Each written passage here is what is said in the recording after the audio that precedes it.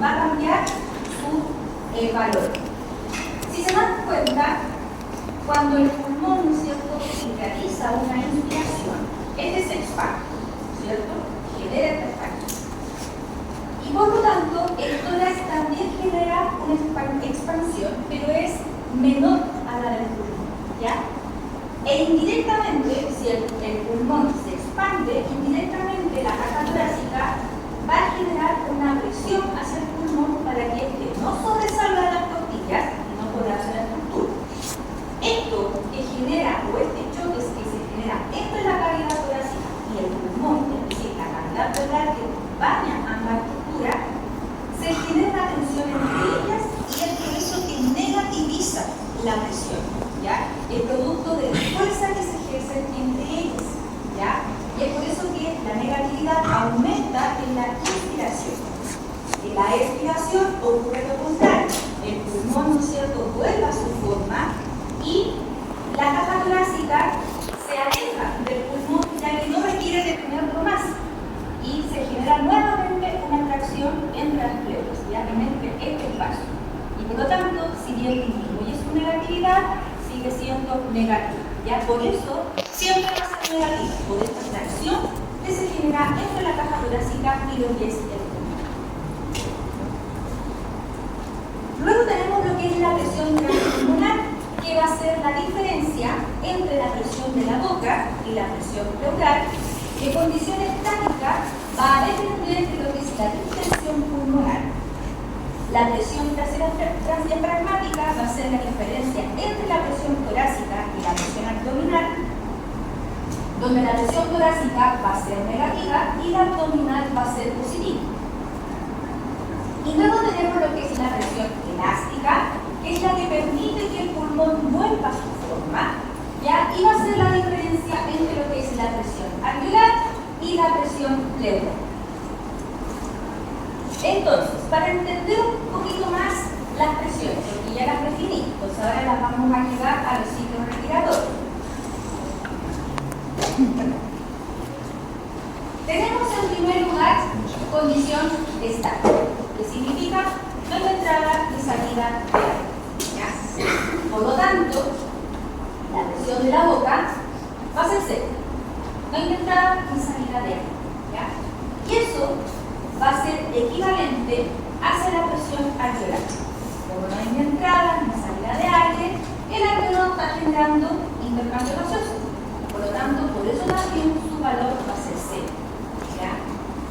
Ahora, la presión transpulmonar que está aquí es la resta de la presión de la boca con la presión pleural. Y por lo tanto, su valor equivaldrá a 5 en una condición estática, en entrada y salida de aire. Y la presión elástica tendrá el mismo valor de la presión transpulmonar, debido a que la presión elástica, como permite, ¿no es cierto?, que la estructura vuelva a su forma original, no está actuando. ¿Ya? Aquí el alveolo se mantiene intacto, no hay ni expansión, ni tampoco estrechamiento de lo que es la estructura. Y finalmente, la presión pleural, que está más externa a la estructura, será negativo y tiene un valor de menos 5 cuando no existe ni entrada ni salida de aire. Ahora, en la condición inspiratoria, estas presiones cambian. Primero tenemos la boca, que cambia menos 1. ¿Ya? Debido a que empieza a generar mayor entrada de aire. Y por lo tanto, para permitir la entrada de aire, la presión del alveolo tiene que cambiar a su forma, o en este caso su valor negativo, ¿ya? Para que ingrese y permita el ciclo inspiratorio. Tenemos que la presión transpulmonar ahora difiere de la presión elástica, debido a que como la cavidad torácica empieza a expandirse, tiene que aumentar su valor o en este caso su positividad para que la estructura no colapse. Y la presión elástica se mantiene igual debido a que el pulmón se está distendiendo y no está estrechándose. ¿Ya? Por eso sigue sin actuar la presión elástica.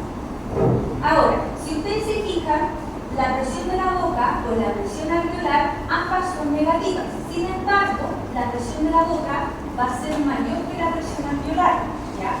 Debido a que el flujo aéreo va a ser mayor en la boca y será decreciente hacia el alveolo. Se genera la inspiración, pero va a haber menor cantidad de aire hacia la estructura más distal. Todo esto hace que en el ciclo inspiratorio la estructura no colapse. Y luego tenemos el ciclo expiratorio, en donde aquí nuevamente las presiones cambian su valor para poder permitir el ciclo expiratorio. Y producto del estrechamiento de las estructuras, deben cambiar a positivo para permitir la salida de aire, en donde aquí la presión alveolar pasa a +3 debido a que es de aquí donde proviene el aire para ser expulsado y llega finalmente hacia la boca, la cual